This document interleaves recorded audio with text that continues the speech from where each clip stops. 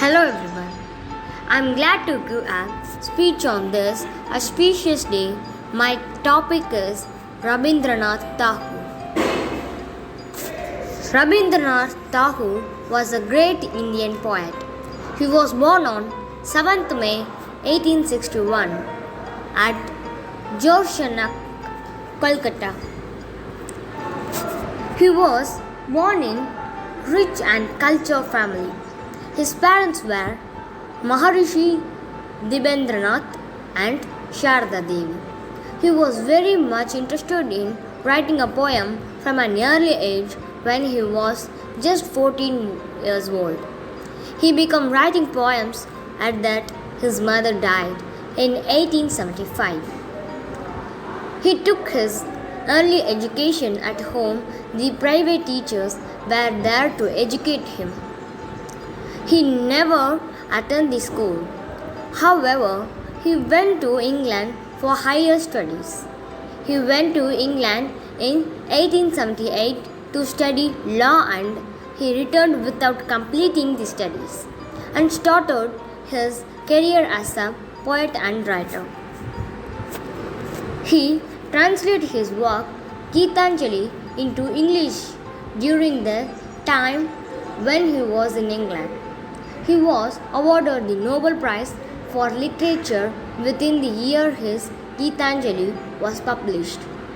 He was mentioned the mysticism and sentimental beauty of Indian culture in his writing, for which an non-Westerner was honored with prestigious award first time.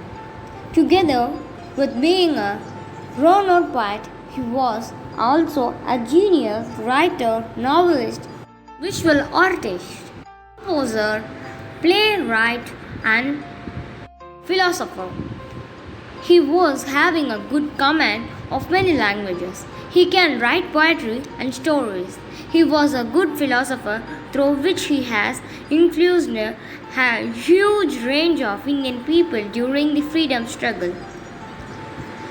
It has an unforgettable contribution towards the Indian literature. Songs from his Rabindranath Sangeet were more famous as the national anthem of two countries such as Amar Sonali Bangla, national anthem of Bangladesh, and Jana Gana Mana, national anthem of India. His great writings in the form of poems or stories are challenged even today. Perhaps he was the first who filled the gap between the West and the East through his effective writings.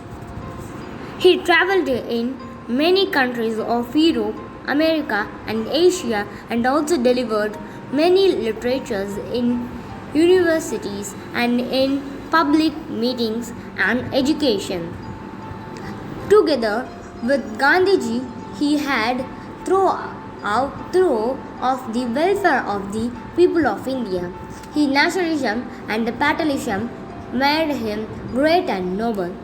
Most of his writings were based on the life of people of Bengal.